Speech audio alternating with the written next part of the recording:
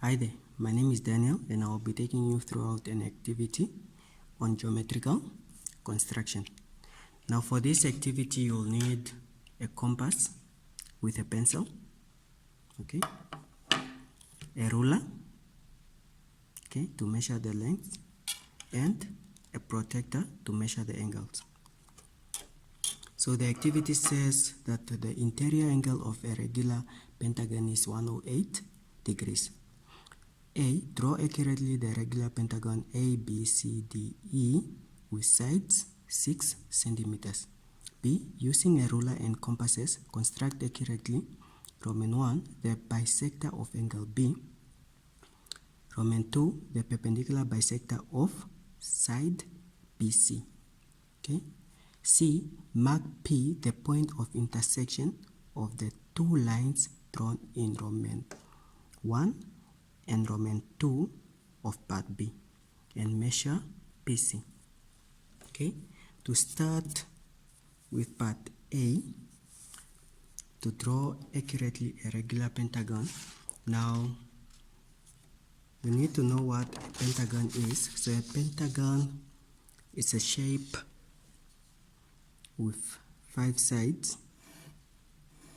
So a shape with 5 sides is called a pentagon, and if these angles are equal, so that angle, all these angles are 108 degrees, and the lengths are the same, say 6 centimeters, then that means that this pentagon is a regular pentagon. So what we want to draw is a shape similar to that. Now I'll start off by drawing this line here, right? So the baseline, that means that I will have to leave some space here, and I draw my horizontal line at the bottom there. So on the space provided, just draw a horizontal line at the bottom of the space that you have. Okay, so I'll draw my horizontal line there, and I'll make it faint because I don't want it to be too dark. Okay, and I mark a point on one end of the line, and I say that this is point A, right? So that's point A of my line. Now next I need to measure a length of 6 centimeters on my compass. Now measure using the millimeter scale because this will be more accurate. So from 0, I need this separation to be 6 at 60. So that means that we have 6 centimeters. So at 60, that's 6 centimeters. Okay, now that we have our separation at 6 centimeters, I just put my pointy edge end of the compass on point A, and I mark an arc on the other end of the line. Okay, now I have a second point where my arc crosses the line. This point will be point, say B, point B. And since the lengths are equal, that means that if I draw another arc right above them, okay, that will be my third point. And I can draw this because without adjusting my compass, because all this length are 6 centimeters. Okay, so and I know that for a pentagon, my other point, my other corner will be somewhere there. So I just draw a vertex on top there. Okay, now to find where this exact point is, I use my protractor. Okay, so using my protractor, I measure an angle of 180 degrees. 108 degrees, because I'm told that the angle is 108 degrees. So I measure that angle there, 108 degrees. Okay, if I follow this runs the scale inside runs from 0 to 180. So that means that if I follow this, 108 will be between 100 and 10. If I go to the outside scale, then I can measure, so this division here is 108. Okay, from 100, 8 units. That means that I'm at 108, right? Okay, so that's my next point, and I can draw another faint line. Okay, another faint line where it crosses. That's another point.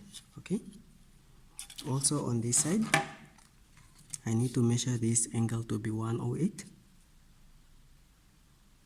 Okay, so there, now I can use the outside scale. So from 0 the outside scale runs, and then you have 100, 105, 108 will be somewhere there. Okay, that's 108, and I draw another faint line. Okay,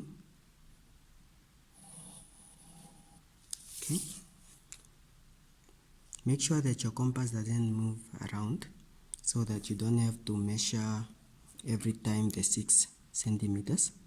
Okay, since mine didn't move, then I have 36 centimeters for another arc. Then this is my other point there. Okay, so I have a point there. Okay, the next point, again my compass didn't move, so I can just draw. So this is still 6 centimeters, so I can just place my compass here and draw an arc towards the middle there. Okay, and on the other side, another arc towards the middle. Okay, where they meet, where they cross, is another point. So I can just again join my points. I have join this one, and I can also join this one. Okay, so we have our pentagon, and if you measure this angle, since we got these base angles correct, I don't need to measure this angle, but if I measure it, it will be exactly there. So you have 100, 105, 108. This one will be the same, and also this angle will be 108. Okay, now we just want to draw the outline of our shape. So you can, because our lines are faint, we draw an outline of our shape. We have that. Okay, just make out the shape of our sketch. Okay, just want to make out the sketch, the outline of the sketch. Okay, then we have that. Okay, then we can name our points, our corners. So if we said that this is A, this is B, then this will be C, D, and finally we have E. Okay, so it should be in alphabetical order. You can have C here, then you have E here, D here. It won't, when you go do the bisectors, it won't come out right. So it has to be in this same order as the name of the shape. Okay, so we have done with constructing our shape. We are done with part A. Part B says, using a ruler and compasses, construct accurately the bisector of B. Okay, so the bisector of B, we want to divide this angle B into 2 equal parts. Okay, so now for angles, sometimes you find that an angle is written with 3 letters. So you have A, B, C. That can also be an angle. okay, then they put something like that. Or they can have A, B, C, then they have something on top of the letter in the middle. So that just means that here is the point where your angle is, okay. Or they can have angle at B, okay. So that's just this angle here. Now to have a bisector of this angle, we can adjust our separation now. Then we just have that, okay, of sufficient width, so we can put our compass here, okay. Then we draw an arc on either sides of our lines, okay. You draw an arc on AB and on BC, okay. Then you draw another arc, so you want to have two other arcs that will cross somewhere in the middle there. So make sure that when you have now your separation, the arc that you draw in the middle should be able to cross, okay. So I think mine will cross. If I have that, okay, this is one, this is another arc. Where they cross,